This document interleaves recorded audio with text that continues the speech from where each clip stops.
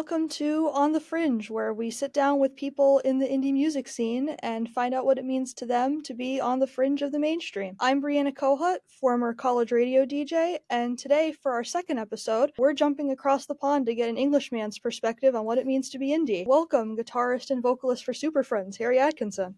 Hello, thanks for having me. Yes, it's a pleasure to have you with us. I understand the time zone difference is definitely a lot. It's like 5 hours, I think, but I appreciate you spending at least part of your evening here chatting with me. Super excited to get the UK perspective on all of this awesome alternative indie stuff. Yeah, hopefully it's a bit of a unique perspective. So, I guess we shall start at the very beginning. So, what is kind of the story of Superfriends? Like, when did you guys start out and come together as a band? It's a great question. The history of my band is always I think of it as a bit fuzzy because it's changed name quite a few times and changed lineup a lot of times. Basically, me and my friend Jake, who's one of my best friends, he's the bassist in Superfriends. We started writing songs together probably at least 10 years ago now.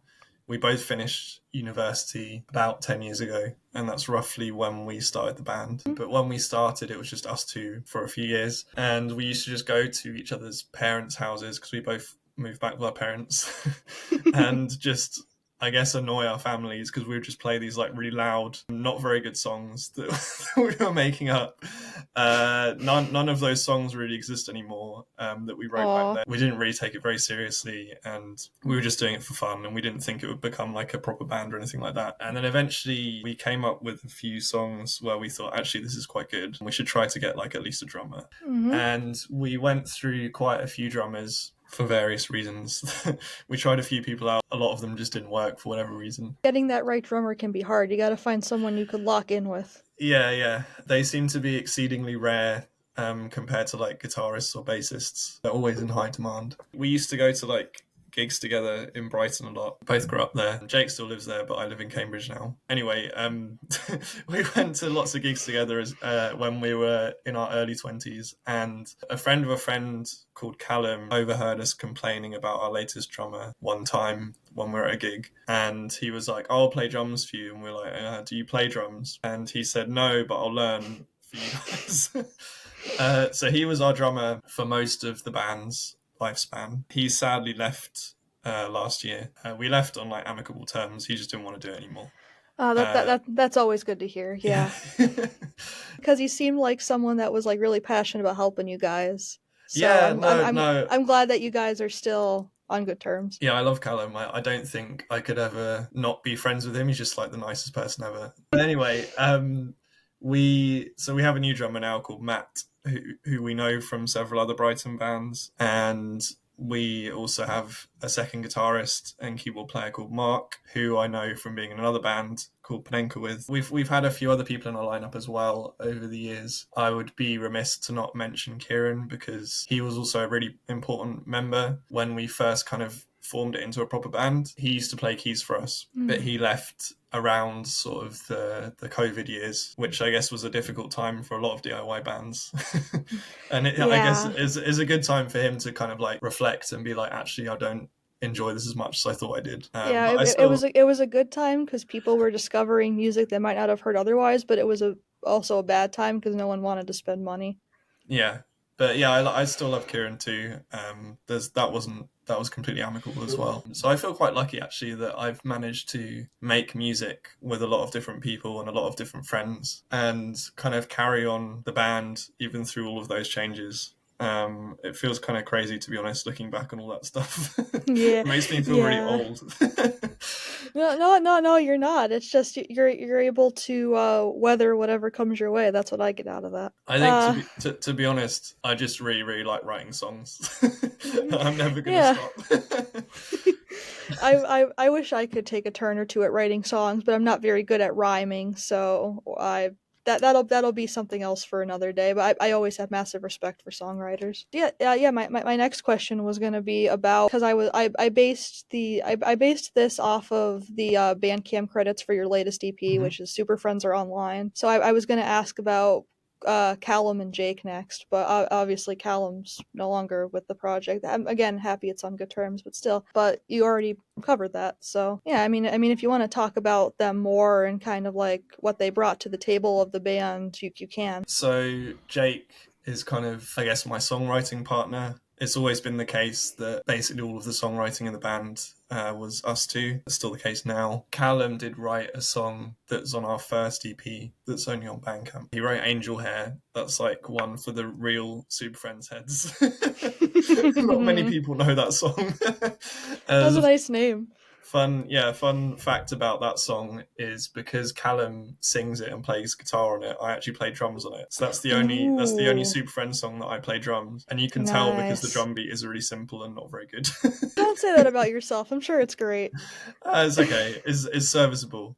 But Mm, yeah, Jake and me write basically all the songs. I feel very lucky to be able to make music with someone else who writes just as much as I do. I'd say he mm, probably even writes more than I do, to be honest.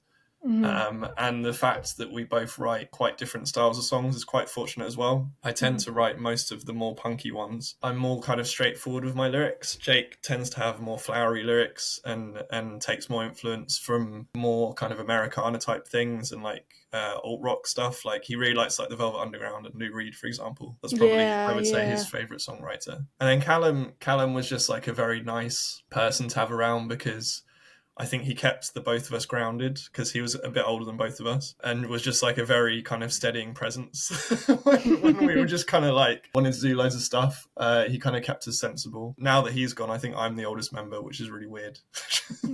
That's very fitting that the drummer is the one that keeps the tempo, I guess. I was gonna say I was listening through the EP again the other day in preparation for this, and I was gonna ask about what it's like to sing lyrics that aren't yours, and then I was like, wait, that's not Harry singing the Abby song or the American Enthusiasm. That's Jake. So Jake sings lead on Bayham Abbey. I really love that song. That's a song that he wrote about his partner, and it's just really sweet, I think. Bayman Abbey. Yeah, I forgot the exact name of the Abbey, but I remembered it as the Abbey Yeah. song. I thought it was cute. And then The whole American Enthusiasm is actually all three of us singing. oh. So it's Callum doing kind of mad shouting in I guess the verses. They're not really verses because they don't have proper lyrics. But then in the chorus, it's all three of us. Yeah, yeah, I didn't know that. There's the Super Friends fun fact.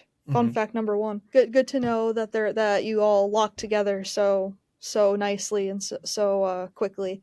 Mm-hmm. I'm sure on the next EP, you two and the new drummer will lock in just as well. It seems like this one's a bit of a silly one, but I was looking at the your bio on Bandcamp and I saw embiggening music for cromulent people, and Yeah, I'm pretty sure both of those words are Simpsons words. yeah. Yes, yeah. I was wondering what that how that slogan happened, like what it means specifically. I mean, that's where our band name comes from. Is from The Simpsons. There's an episode where Bart discovers a comet, and he kind of becomes like one of the nerds at the school for discovering this Ah, comet, and hmm. he gets invited to sit with them at school. They introduce So, themselves as the Super Friends, so that's where our band name comes ah, from. it seems very fitting. It's, yeah, it's a bit of an obscure reference. Nearly everyone who I meet, who I tell the band about, I have to explain it to them. There's like been one or two people who have been like, "Oh yeah, like The Simpsons." I'm like, "That's cool that you know that." But that's why that's our bio. I just wanted to like do a Simpsons joke. Like when me and Jake first started writing songs together, a lot of them were like based around cartoons and that kind of theme, especially Matt Groening cartoons. Like we wrote loads of songs about Futurama as well as The Mm-hmm. Simpsons. I mean, that's what Blimpy Boy is about. And that's like our biggest song still. Yeah, get to Blimpy Boy in a little while. Yeah. I don't wanna get into that one just yet. But yes, yeah. So you guys are like huge Simpsons people then. Yes, I would say Mm. so. I mean, I'm Mhm. wearing I'm wearing a Mr. Plow jumper at the moment.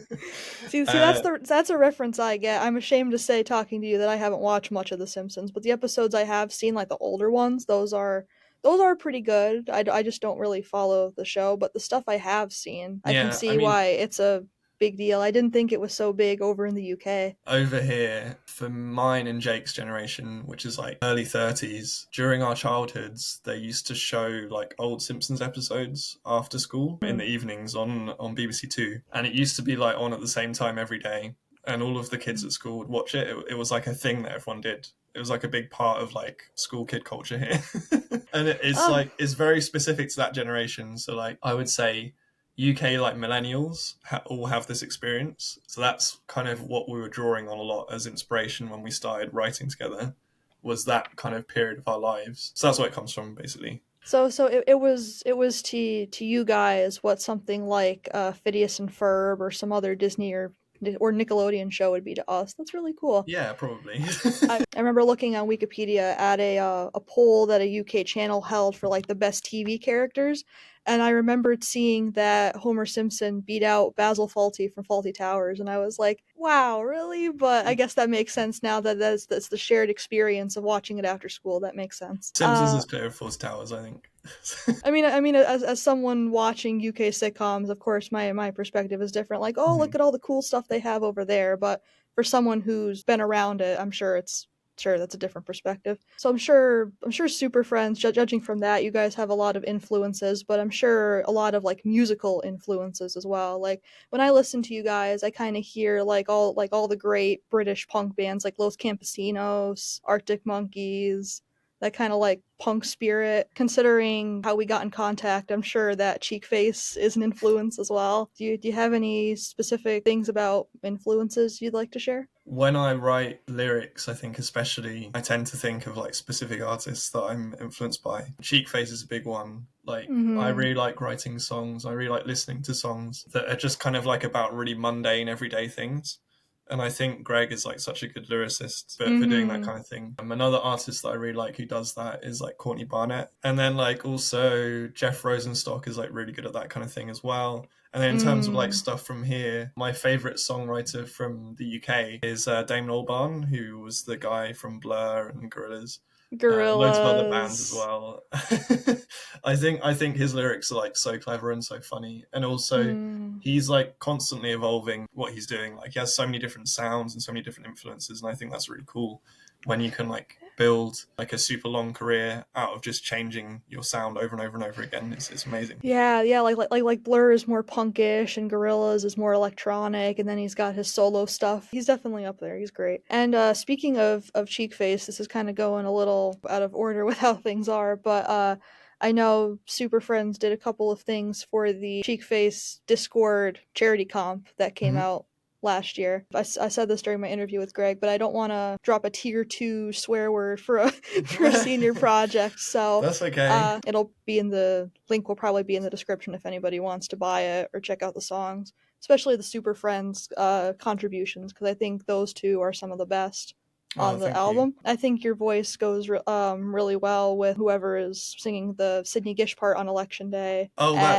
that's Timber, one of the other Cheekface mods. oh, I was wondering who Tree Girl was. I guess that makes sense now. Yeah, yeah, that's Yeah. Timber's like music artist name. You did a really fun version of Plastic with the Yeah, like yeah. the little blocky noises. Yeah, that was so fun to make. So initially for that compilation, I was only going to do Election Day. Me and Mm-hmm. Timber had like planned out Election Day over like weeks and months. Like it took us a long time to do that, but it was a really fun thing to do. I haven't really collaborated like that with like an artist who lives like a long way away before, and it's quite challenging with like time zones and all that stuff. But it was really rewarding, and I'd do it again for sure. Like Timber's a great person to work with. But the Plastic cover, I wasn't initially going to do another song, but then I was like, we have these kind of like toy wooden instruments at home, wouldn't it be funny to like make a really quick cover of Plastic with these and just see what it sounds like? Like I don't have to use it on the compilation if it sounds really bad, but then it sounded really good. So, and I did it in like I did basically the whole thing like a day. It was great.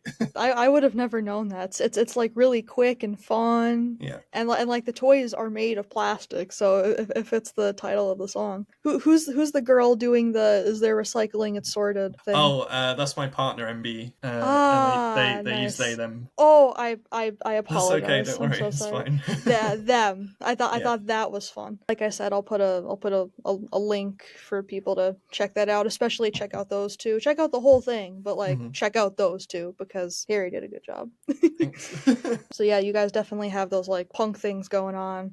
It's not punk in like I mean, sometimes you guys are like a little aggressive with the tone, but most of the Yeah. time it's not like thrashing or anything. I like that you draw from all those. I like how it's not just British bands, even though that's what I hear. Like it's just from all over the place. I like that. I think essentially I'm trying to write pop songs that I can just play kind of fast and loud. Like I'm not aiming for like really snarling punk from the get go. I'm just trying to write pop songs that are good, and then I just like playing them loud, and then that's how it sounds in Yeah, the end.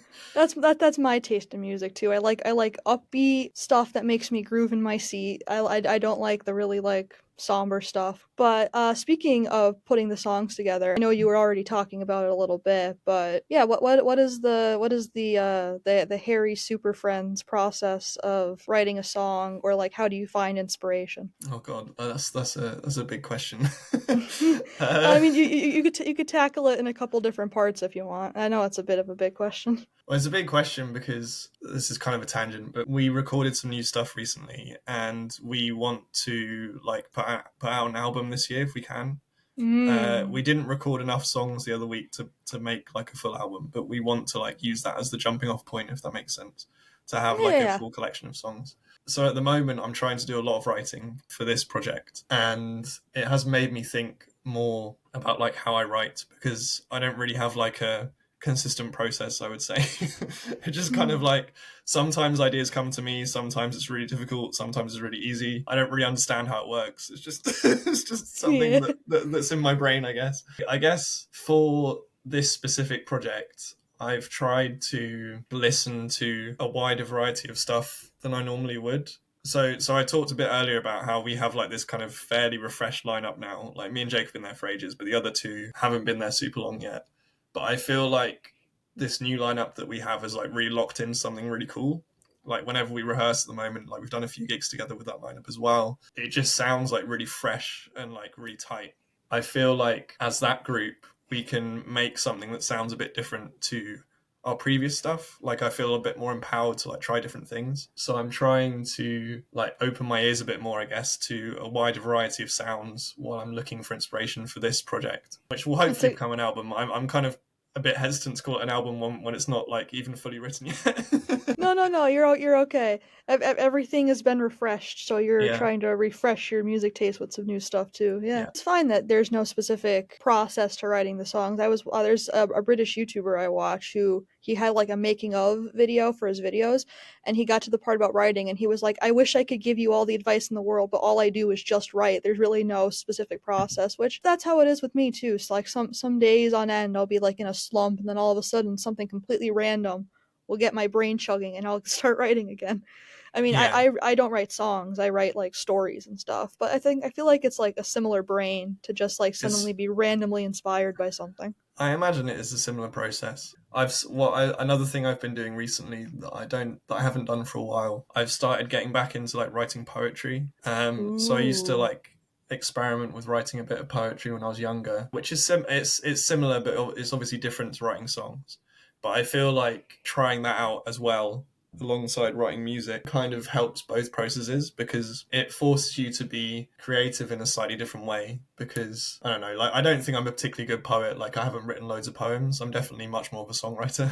Mm. But it makes you think about like writing words and lyrics and things in like a different way. And also sometimes you can like have a poem or like a bit of a song and then it kind of like crosses over. So like there's bits of some of the new songs that I'm writing that come from poems originally, and that's quite cool. Yeah, like poems don't have to like rhyme, Mm-hmm. but they have to have like a structure and like something like artsy about them. I don't Mm-hmm. know if that's like it's different than prose. So I don't and yeah, know. yeah, I don't know. I like reading poems, but I Yeah, cannot write them to save my life. But I can see how the process of writing one could lead into doing the other. Maybe we could do an example of like how one song came together, just kind of yeah. as like a thing of what you mean. So like aside from Bayham Abbey, my favorite song on that EP is probably Imposter Syndrome, and I know you wrote that one. Mm-hmm. So like how did that one come about? If it's too personal, it's fine, but like Oh no, it's just how did fine. that It's one? fine.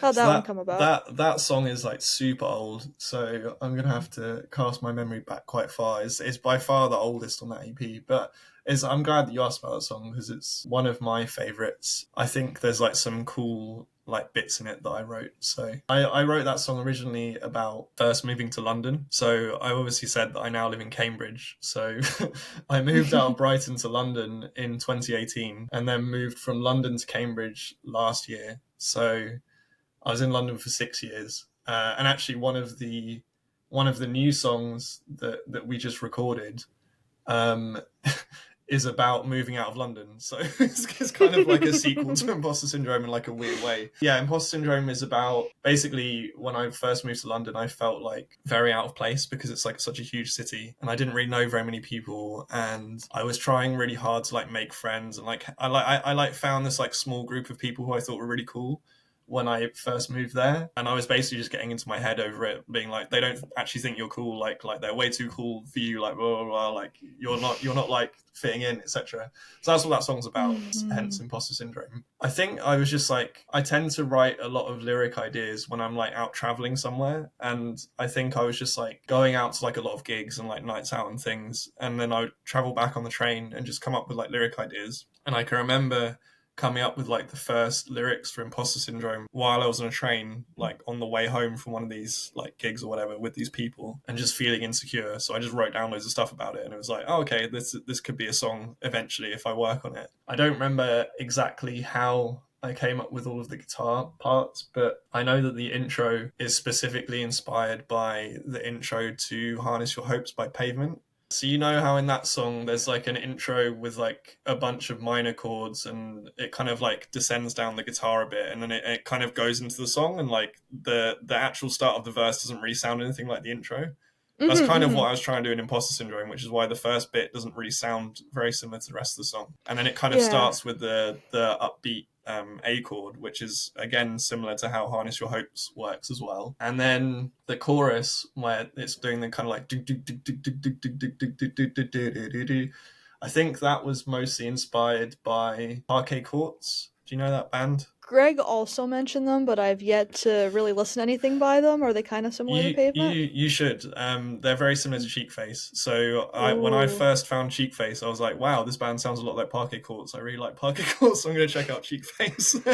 All right, I'll have to give Parquet Courts a listen and let you know what uh, I think. they're a bit, I would say they're a bit punkier than Cheek Face, but they do the whole like speak singing about like random like everyday things kind of thing that Greg does a lot. Yeah, I think the songwriters in that band are just amazing as well. And I remember Imposter Syndrome being inspired a lot by them. I don't remember like a lot of the details around like certain bits of it came together, but usually when I write a song, I will come up with like kind of like the skeletal structure of it at home. So like most of the guitar parts and the lyrics, and then I'll take that into a rehearsal space with the rest of the band, and then we'll kind of like fill in the missing gaps and decide if it's good or not. Sometimes it's not that good, so we just give up on the song. Usually, if we work on it enough, we get to a song that sounds good. And something that I think is really cool about being in a band and being a songwriter is when you come up with like kind of that skeletal structure at home and you ask your bandmates to fill in later, they will often like interpret what you've done in a completely different way to what you originally had in your head. So this has happened quite a few times with Superfriends songs, is that they'll play something that I'm like, wow, that's really cool, but it's definitely not what I'd have imagined for this.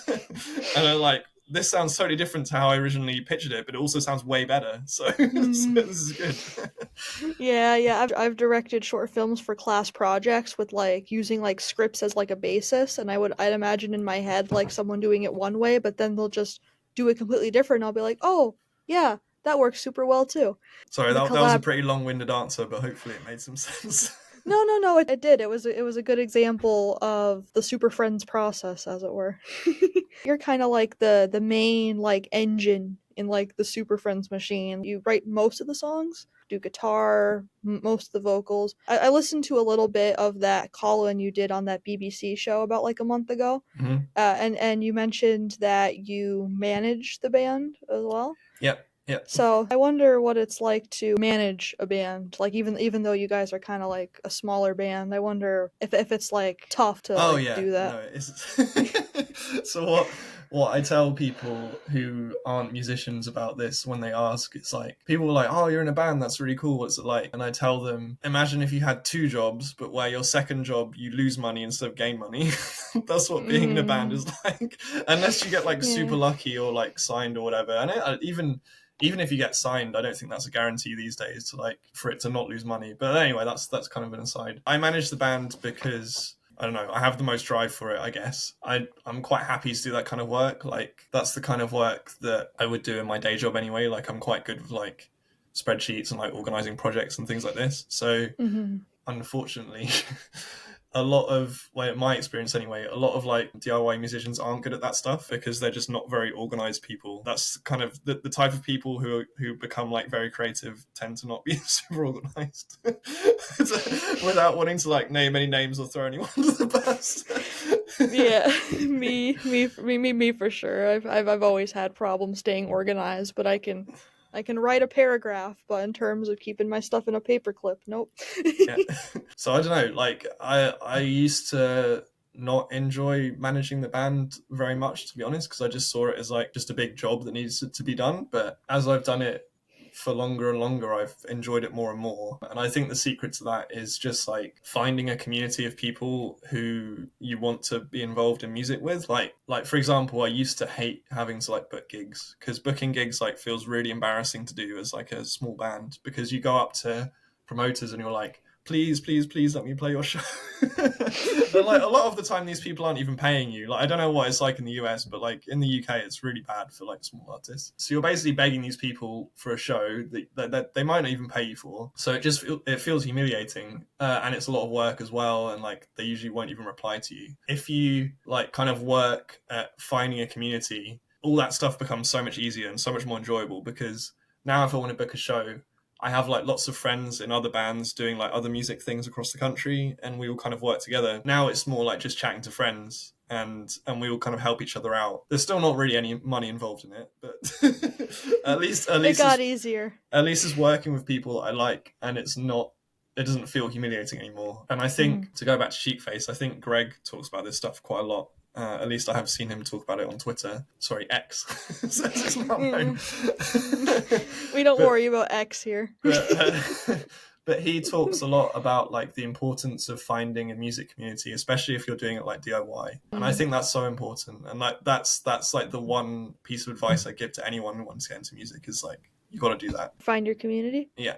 Anything like you would say to like someone else who's also managing their own band? Be kind to yourself if things don't work out, because things won't work out at some point. Mm-hmm. Give yourself like way more time to complete things than you think you need. I'll give an example. My younger brother has started like getting into this stuff, and he has a band. He's going to be like one of the main people managing it. So I was trying to give him lots of advice around this recently, and he was like, oh yeah, we want to do like all of these things by like the end of, I don't know, March or something. Like that's not the real date, because I'm not going to tell you. I don't know what it is anyway. I don't remember. Right. But I was like, you need to give yourself way more time to do all of these things, because you're going to burn yourself out otherwise. And like, you don't realize how much work is involved in like all of these different steps. Like even now, I have like a lot of experience like booking gigs and booking recording sessions, and like, I mean, we've done one tour, but I'd say I have some experience managing a tour. I wouldn't say loads. So even now with all that experience, I would still give myself way more time to like complete a project or like do something big like that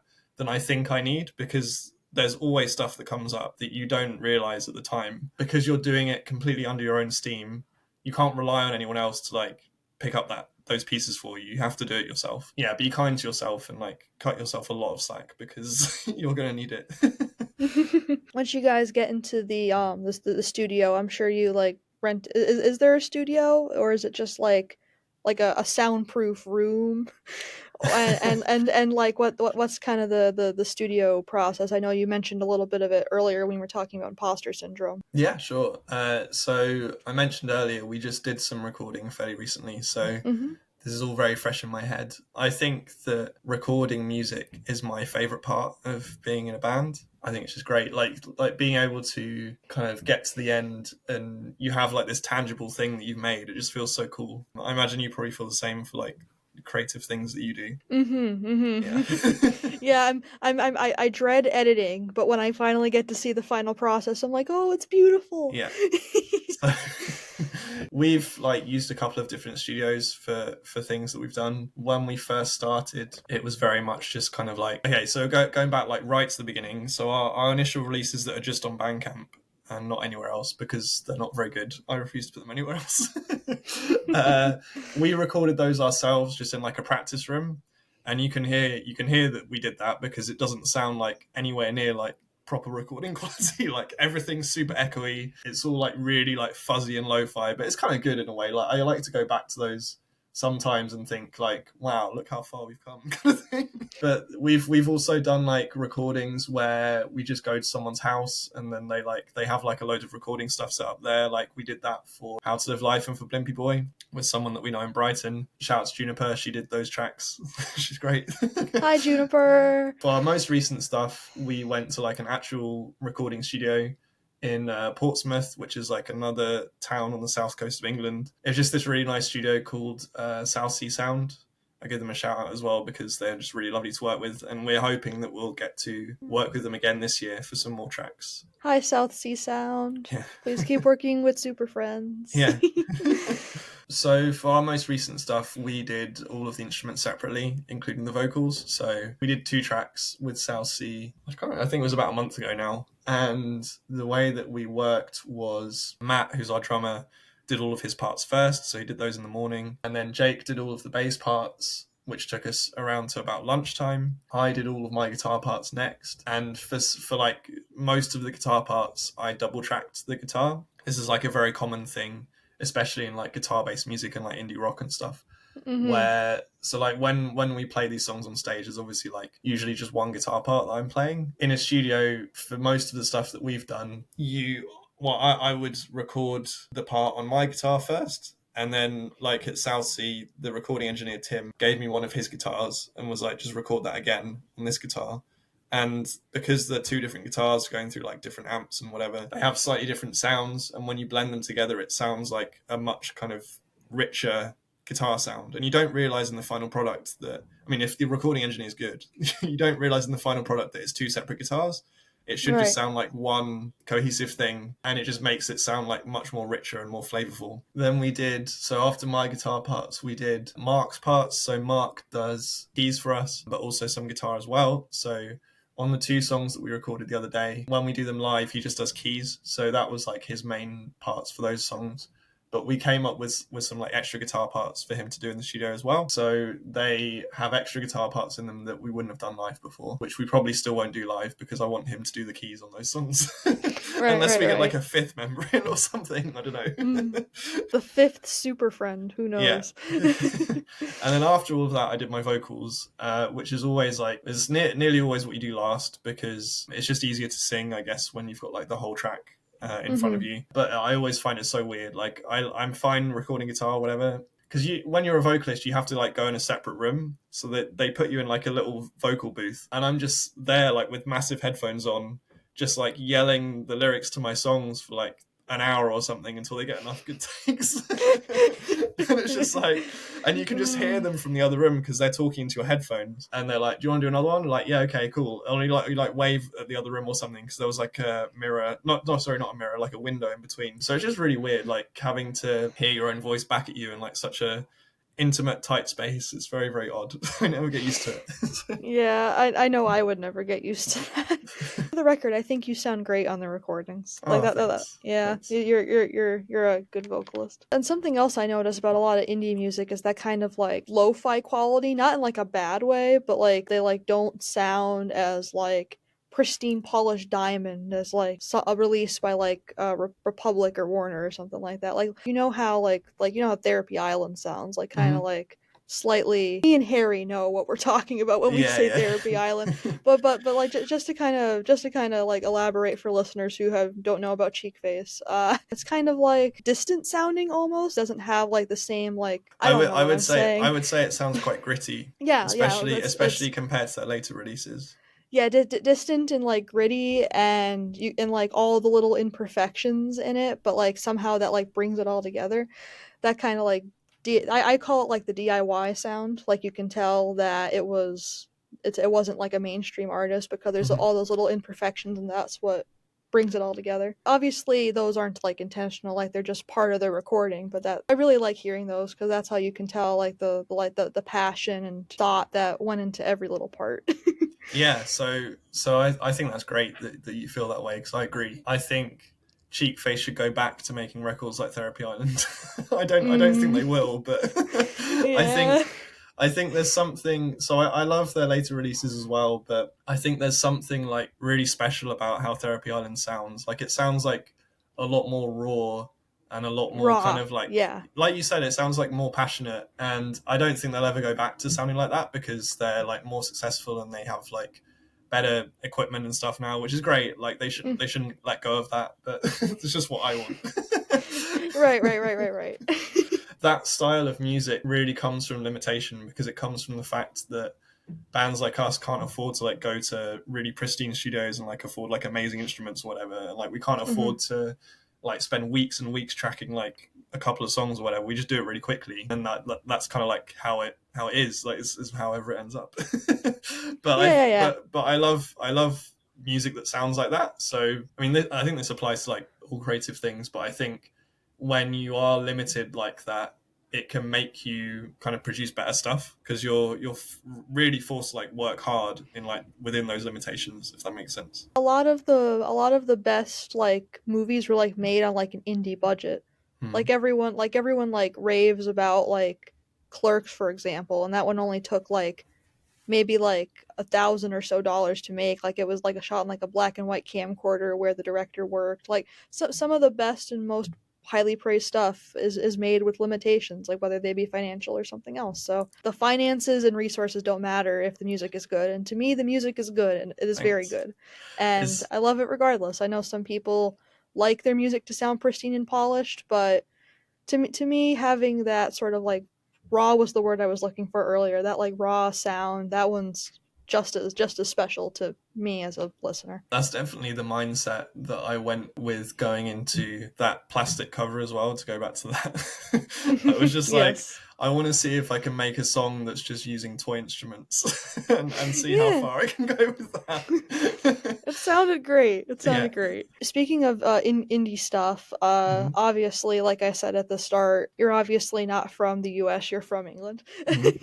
and you live in Brighton, but you've kind of no you live in Cambridge. Sorry, Yeah, not it's Brighton. okay. You live in Cambridge. You were in London. You've been all over. And I know Brighton is kind of like a cultural hub. Being in all these different towns, how do you think the English indie scene would compare to the American indie scene? To be honest, I don't know like loads about what the American DIY scene is like at the moment. I know like the bands that filter through to me, like Cheap Phrase, Yeah, for yeah, yeah. instance. Obviously, we have our friend Pacing, who I really like. Who, Yeah, Katie Pacing. yeah, Shout out to Katie Pacing. yeah, shout out to Katie. I don't know like loads of American DIY bands really. I probably should know more. What I feel about the scene here is I don't know, I guess it varies a lot actually, depending on where you are in the country. Like the UK is very small, but like the kind of style and culture really changes depending on where you are. Like there's definitely like little pockets of like this is what this place is like and this is what this place is like and like we're different from each other kind of thing Right, right, right, right, right, right, which I right. think Yeah. is kind of good but also it's good sometimes because it means there's like a huge variety of stuff but sometimes it's bad because you get like sometimes it gets like quite tribal in terms of like I'm from this Yeah. place and like I mean like not in Yeah. like a super nasty way or whatever but Yeah. you know. It's like the divide here between New York City and Los Angeles. Like Hmm. people from New York consider people from Los Angeles like hippies and like people who take it slow, and people from Los Angeles think people from New York swear a lot and are always in a hurry. Yeah, I there, mean there, there's, there's back in there's no the there's no negativity intended, but it's just like that divide even across the two parts of the country. yeah, back in the day in British music, the divide, like that kind of big rivalry, was always between London and Manchester. So, Mm. like, a lot of the huge kind of British bands from like the last, I don't know, 50, 60 years would be from one of those two places. So, and there's like huge cultural differences between those two cities as well. You were saying about how things are kind of like tribal in all those different cities. I think I would say it's more like a friendly rivalry rather than like Hmm. properly tribal. Like soccer. Oh, sorry, football. Yeah, exactly. Hmm. No, I think British culture has a lot of that kind of instilled in it. I don't know why exactly, but there's so much like tribalism and rivalry between different things, and like it's in sport, like you said, but it's also in music as well. I'm lucky to be in a scene where the vast majority of people are just all really lovely to each other. Like I was saying before, I think that's like the biggest thing that's helped me kind of grow as a musician, but also grow Superfriends as a band is like finding a really amazing community of like-minded people around the country and just like all working together. Having said that, there are like still rivalries between like, oh, I think the South's better, or I think the North is better, or whatever. Mhm, right, right, right. It's like you said before, you got to find your community, and once you find your community, you'll be able to find your identity and where you want to go as a band. Yeah, I also am aware that like the level of bands that I tend to work with and like play in and stuff is like very small. So like I'm not speaking for kind of like British indie music as a whole because I have no idea Right. what's going on there. Right, right, right.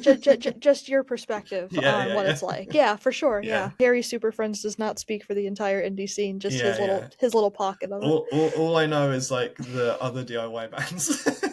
Right. Yeah. Yeah. Exactly. Speaking of going all around England, I know that you said you've only like done like one like real tour. That was last year, I think I remember seeing It that was was last 23. 23. Yeah, that Yeah, was yeah. 23. And I know last year I remembered seeing like you said you were looking for a drummer. I think there might have also been like transportation issues. So Yes. obviously you're familiar with like the ups and downs of like playing gigs and being on the road, so to Mhm. speak. I'm sure it's like worth it in the end to be in a room playing music for people. It's Oh yeah, because absolutely. Yeah, yeah. it's like the best feeling ever. I'm really keen to do another tour once we figure out what we're doing with this album. That I think booking that tour and managing that tour as we were going on it was probably the hardest thing that I've done as someone involved in Super Friends. It was so much work, and what I'm really hoping is that now that we've done one, when we go to book the next one, I can go up to promoters and venues and be like, "Look, we did a tour already. Like, please book us." Like, hopefully, it will like look a bit Yeah. better and like low risk. Yeah, for sure. They'll be able to see all the stuff you've done so far. I don't remember the specificities of the transportation. I think that was last year. Was that just like a van breaking down or like? So we went through about three different drivers, I think, before finding a good one. So that was for our 2023 tour. We initially had a drummer from, sorry, not a drummer, a driver, a Driver, driver, a driver. driver from another DIY band was going to take us around, but then he had a family emergency, Mm. so he couldn't do it, which is fair enough. We found another driver who was going to take us from Brighton, which would have been really convenient because at that time the band was me, Jake and Callum, and Jake and Callum live in Brighton, so it would have been super convenient for those guys. But he dropped out like I think 2 days before the tour was going to start because of like I don't really want to go into the details because it was some like really weak excuses and it just annoyed me. Yeah, yeah. We don't have to go into that if you Yeah, don't want. it's But okay. yeah, I so mean he it dropped was out as well. it was ages ago and like I don't really remember it particularly well Yeah. anyway. And then I was like really panicking because it was like, okay, well our tour's gonna start in 2 days. Like I can't really cancel all this stuff now. We don't have a driver, like none of us can drive. How are we gonna get anywhere? And I was just like really, really panicking. But I just joined like a load of like local Facebook groups for like I can't remember what they were called, but it was stuff like like van jobs for like adverts for van jobs and stuff like this. I just posted in like a load of them being like, my band's going on tour doing these dates and these places, and had a lot of trouble trying to find a driver. Like we need a van as well. Like, can anyone help? Got loads of responses from the Facebook group, so that's a good resource to have if you're stuck as a band. Although I wouldn't choose it as like the first choice because it's obviously a lot better to pick someone who you already know. But we ended up finding a really, really lovely drummer. I keep saying drummer. A lovely driver from one of those groups called Sid. Shout out to Sid. Hey And Sid. he was just like the most lovely guy ever, and he took us around the country in his, I think it was like a converted minibus that he had. It was like a minibus that he'd bought, and he was like slowly converting it into like a massive camper van. So it had like a kitchen and stuff in it. It was great. We just put all our stuff in there. Through the tour, a bunch of other things went wrong, and I was trying to manage the tour as we were like on the road, and I was just really stressed every day. But like Sid was like such a calming presence, like every single day. Just like, don't worry, it's gonna be fine. Yeah. you're gonna be fine. So he really kept us sane that tour, and we wouldn't have been able to do it without him. So Yeah, shout out to Sid for saving the Superfriends tour. yeah. I'm glad that story has a happy ending, though. Yeah. I remember seeing something and being like, oh, I hope everything will be okay, because you guys make good music, but I'm glad everything had a happy ending and it all worked out for both the driver and the drummer. Yeah. I think we'll break things up and we'll go to some mailbag questions now. Okay, sure. If that's okay. Yeah. I got a few here. They're they're an interesting bunch. Most of these are from the Discord server, the Cheek Face Bagel store. But there's one here from one of my friends as well. She asked me to ask it to everybody after the response I got from Greg last week. Yeah. You'll see it when it comes out. It's great. I'm gonna start with a couple. I think these are inside jokes from your mod friends. Okay. So we'll start with those first. Can't wait for these. I'm pretty sure they're inside jokes because I did not understand them. But first is from Nick from Tacoma, Washington. When is Superfriends' Super Secret Ska album going to be released? Probably not for a long time, because it would require either me going solo or having a different lineup, because I don't think my current lineup would let me do that. And to be honest, I don't think I'm at the point of my life at the moment where I want to write a ska album. I think I still have like a lot of indie rock bangers left in me. Maybe once I've got bored of writing those types of songs, I'll write a ska album, because I do like ska. I grew up listening to a lot of ska, and I've spoken to Nick about it before, so I'm guessing that's why he asked that question. So I don't know when, but I'm not opposed to it, just probably not for a very long time. That's fair. I enjoy a bit of ska in my time as well. This one I'm just baffled by. This one is from Mod Basil. Do you know Disgusting Harold? Yeah, that's me. That's you? That's what Basil calls me for some reason. You're not disgusting though, you're lovely. No, I know. Basil says a lot of rubbish. So we'll put Basil in the rubbish. Yeah, exactly. Well, there you go, Basil. I hope you were satisfied with that answer. Alright, this one's a serious question.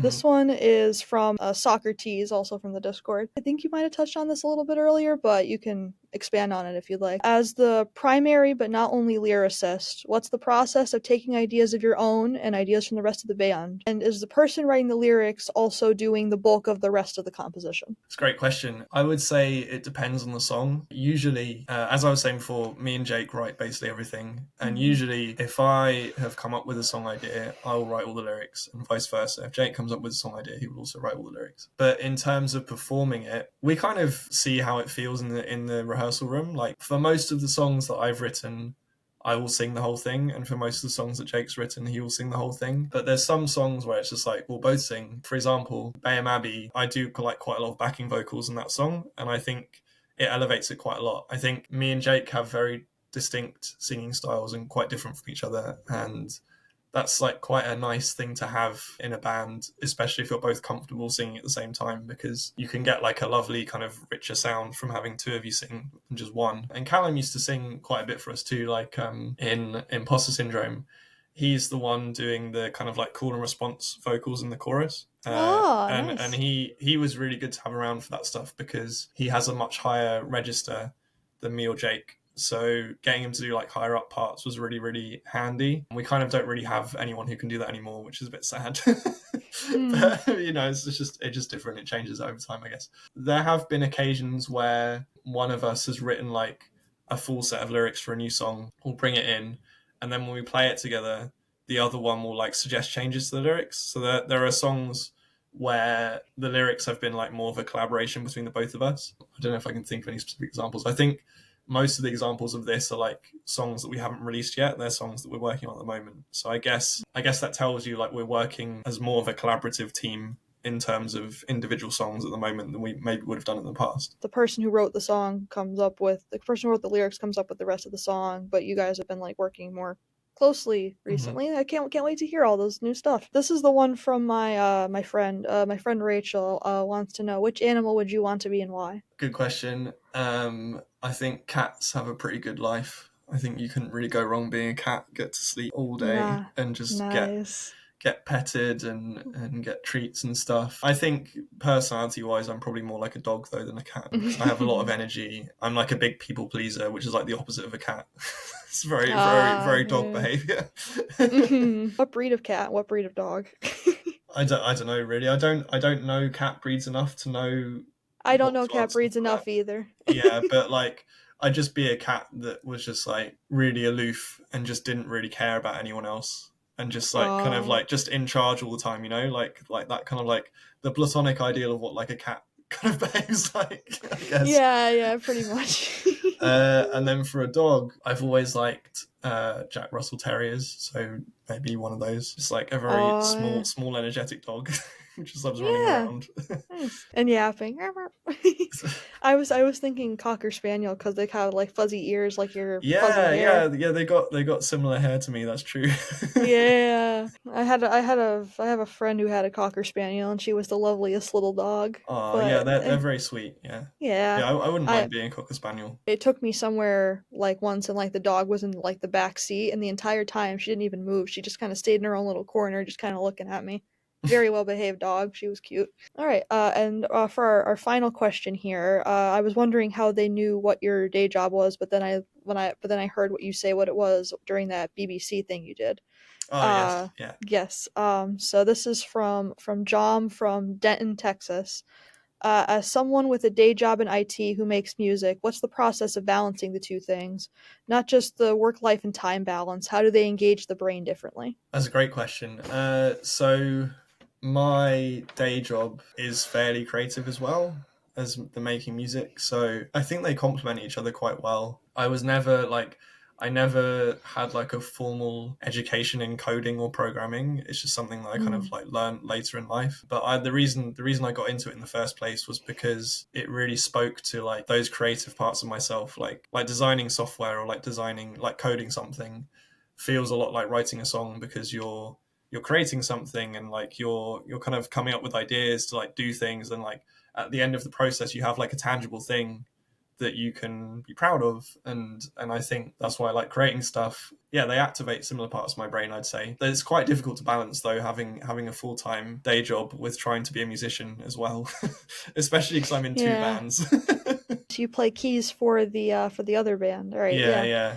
But if they light up similar parts of the brain, I'm sure it's not too difficult to jump from one mode to the other. I mean, sure, it's could be a little exhausting, but if they light up similar areas, then For me at least, I think what helps me deal with that stuff is reminding me that my music is not my career. Like they're different things. They're obviously different things because I'm doing different things. But like sometimes you need to remind yourself that these are two very different parts of my life. When you get really into a hobby like music or whatever you like to do, it's easy to fall into the trap of like treating it like a job. Like this is like something I have to do. I have to like work on this and like I have to do these things, like get better or whatever. But that's not what it should be like, at least in my opinion. Your hobby should be there as something that you do for your own enjoyment, like over anything else. I obviously like making songs that people can relate to and I like performing for people, but ultimately I write songs for myself. I don't write them for anyone else. hmm. Right, right, right. Even though some of my songs are about like real people, they're mainly for me as like a way of expressing myself and as a way of enjoying myself. So that's the most important thing. If you're like struggling with, well, for me anyway, if you're like struggling with balancing your work with your hobby or whatever, you just need to remind yourself like why are you doing it in the first place. And for me it's because I really enjoy doing it. So if you just remember that, then that's you'll be okay, I think. I remembered I wanted to ask you this. This isn't one of the mailbag questions, but I really didn't know anywhere to put it. As you're an English person, I have to ask: do you like tea? And what is your favorite tea? I love tea. Good question. I probably drink like 3 or 4 cups of tea a day, which is not that much really compared to a lot of English people. I know people who drink way more than that. And I don't know. Like whenever I get up in the morning, I have a cup of tea. That's like one of the first things I do. Yeah, I drink Yorkshire tea. That's my favorite kind of tea. It's just like a particular brand of breakfast tea, but it just tastes really good. I don't know what else to say. It's just my favorite. No, you're good. You're good. I bought. I was at a local store recently called the Welsh Tea Shop, and like they have like tea bags from like the UK, different parts of the UK, and they just bundle them in a little bag for you. So I'll have to see if Yorkshire is one of the ones in there. I don't know Yeah. if it is, but if it is, I'll definitely be trying that one next. I've got my mug next to me that I was having today for my tea. It's got musical notes on it, so it's quite a nice connection. Oh, that's really cool. Yeah, that really ties it all together. Yeah. That's it for the mailbag questions. Thank you to the people who sent them in. Hopefully I said everyone's name right and that Harry's answers were nice and satisfying.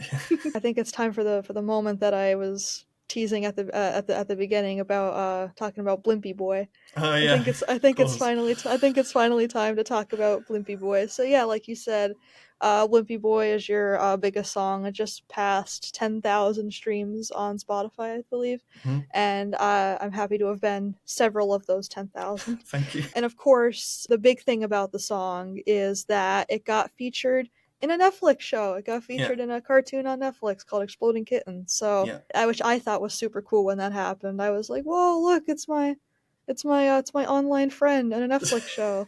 Yeah, so if you want to talk about how the song came about first before we talk about the Netflix thing. You've lulled me into a full sense of security to go through the whole interview without talking about Blimpy Boy.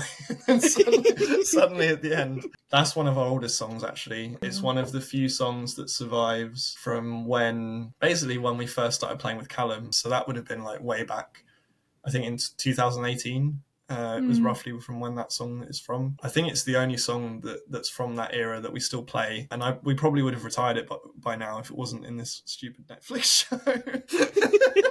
But, no, I shouldn't. No, I it's a shouldn't. good song. I shouldn't. I shouldn't say it's stupid because they gave us some money for it and they were very nice about it. So, Ah, and nice, they've nice, helped. yeah. They've helped it get to more people. That song is about The Simpsons, as like a lot of our early stuff was. It's obviously about when Homer gets to go in the Duff Blimp. In terms of like my experience about what that song's about, it's actually a breakup song, which is really funny.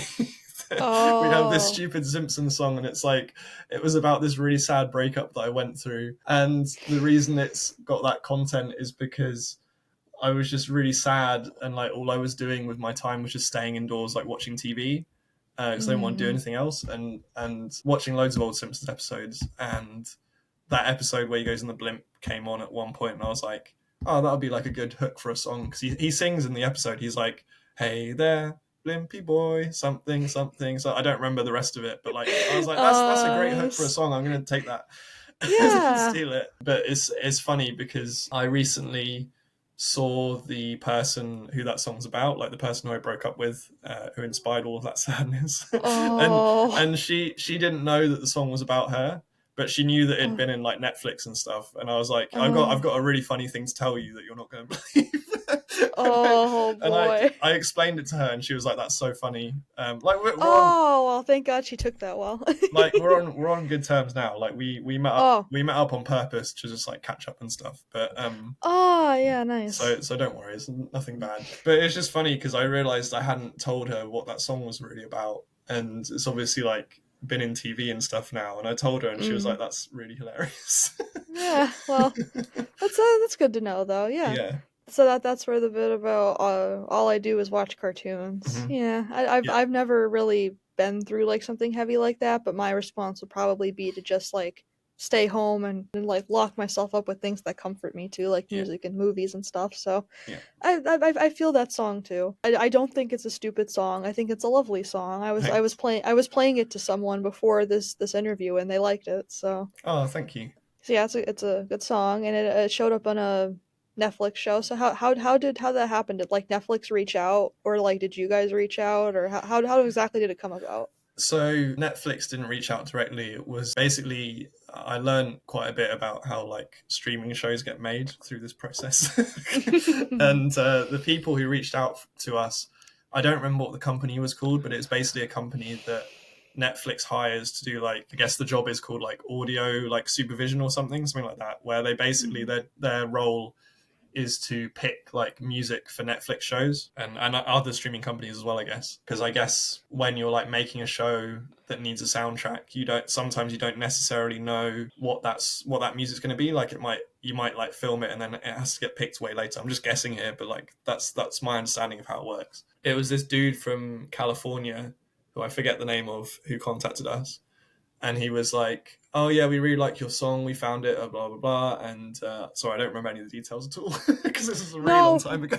no, it's fine. It's fine. And we want to use it in this show called Exploding Kittens. And the reason we want to use it is because there's this episode where one of the characters goes on a blimp. We searched for like, well, I didn't know this originally, but we had like a Zoom interview with him, and we asked him, "How did you find Blimpy Boy?" And he was like, "Well, because of the scene of them being in a blimp and stuff, we just like searched on Spotify for like blimp and like friends, because it's like about friends as well, and like we found you because your name is Superfriends, and like you have this song called Blimpy Boy." And I was like, "That's amazing! Like I can't believe that. I still can't really believe it, to be honest." And me and Jake did the interview with this guy, and I think we both thought that it was just like a scam to start with. Like we didn't believe that like this was a real thing that was happening, because we get like a lot of spam email from various like scam artists who try to like sell you something as like a band. Like there's like a lot of stuff going around that's like, "Oh, we'll like boost your Spotify numbers if you like pay us X amount of money or whatever," but it's all like rubbish.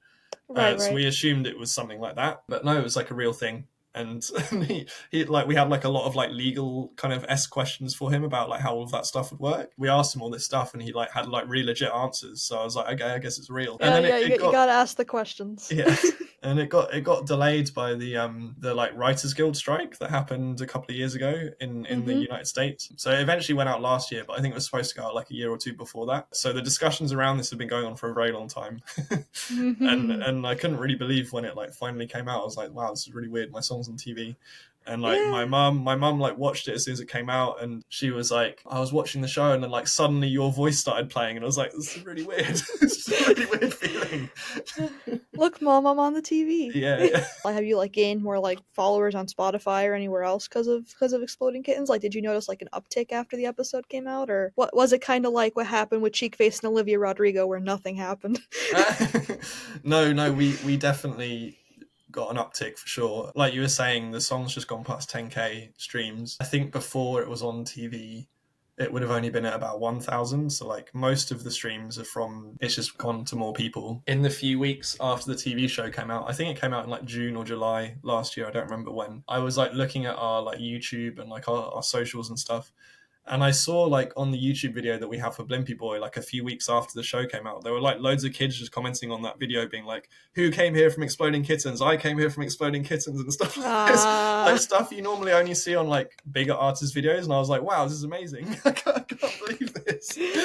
You made the big time, Harry. Yeah, I don't think we've had like the classic "come to Brazil" comment yet from anyone though. The what? So you might not be aware of this. This is like a meme from my time. Whenever like a famous band like posts a music video or something, people will always be in the comments being like, "Come to Brazil," and I don't know why. Oh, I don't know yeah. why it's a meme, but it is.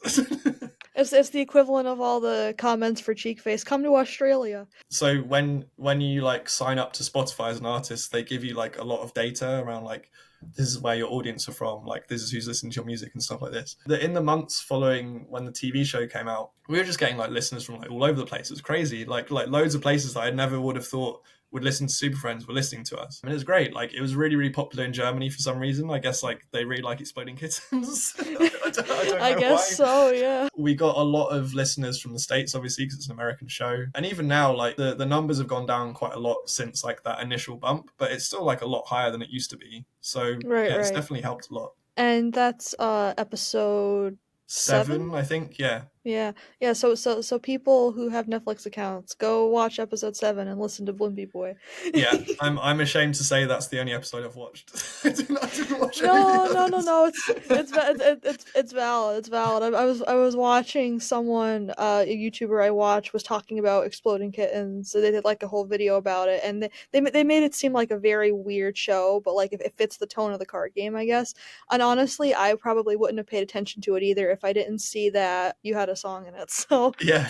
you're valid. You're valid. It's honestly Yeah. same here. Yeah, you're valid. But if Uh, Netflix sees this, it's the best show ever, and I love it, and put us in the next one. Put Cheekface in a show next. I'm just really happy that you guys got more exposure with that, and hopefully you guys continue going up and up after that for sure. Yeah, thanks. I know you mentioned you were working on a new album. Do you have any other peeks into what might be next for Super Friends? That's probably it, really. I mean, it's just that's all of my focus at the moment. Is just like write stuff for a potential album, because when me and Jake started writing songs together, like that was the goal that we agreed that we wanted to work towards if we wanted to make music together. Is like we're gonna make an album one day, and then like once we do that, like that's we'll have completed music basically. Like whatever ridiculous things you say when you're like in your early 20s, and we just thought it was like the best achievement of all time. So like I don't know what we're going to do once we've done an album, because then it's like we've achieved what we set out to achieve like 10 or so years ago. I definitely want to do another tour, as I said earlier, and hopefully a longer tour than last time, because last tour we only did about 4 dates, which is like it's okay for like your first try, but I think I would like Baby's to do first one. tour. I'd like to do one that's like maybe about double as long. Obviously, it will depend on like how much time people can get off and like these kinds of things. Yeah, so album and then tour is the plan at the moment, and I'm hoping we'll be able to do both things this year. I know we're obviously still very much at the start of the year, but like these things take a long time. so Right, so yeah. I'm hoping that that'll be the case, but if it's not, it's okay.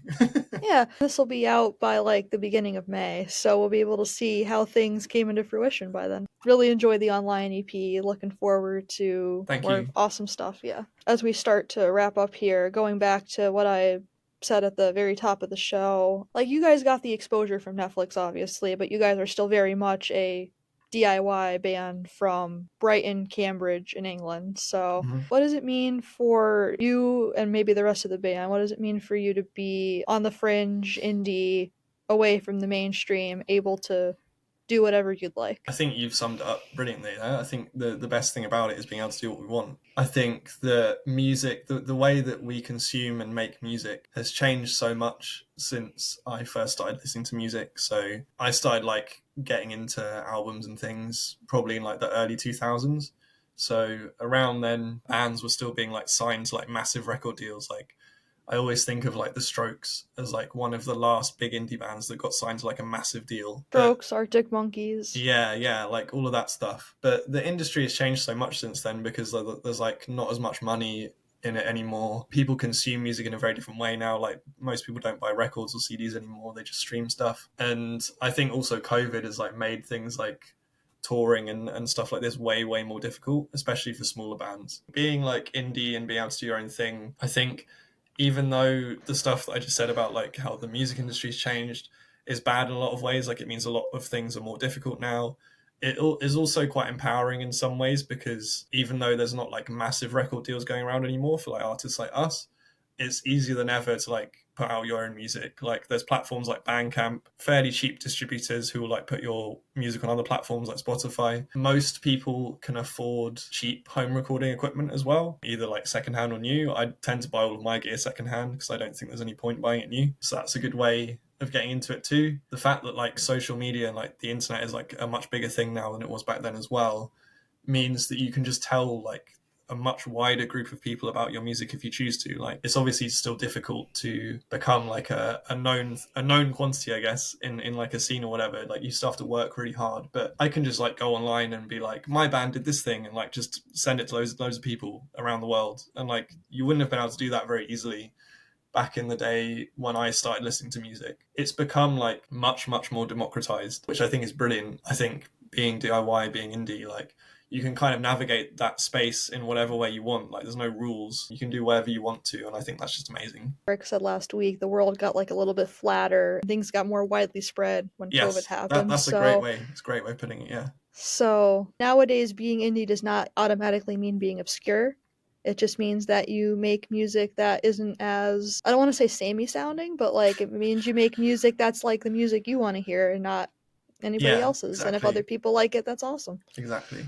What advice would you give to a local artist, indie artist, whether they've been at it for a while or they're just starting out? I think you should be unafraid of trying new things and like pushing yourself to try out new ideas. I think this is advice that I need to give myself sometimes, because it's easy for me to stay in my own comfort zone. And if I try out a new thing and I'm not immediately good at it, I get quite frustrated because I have an unreasonable brain.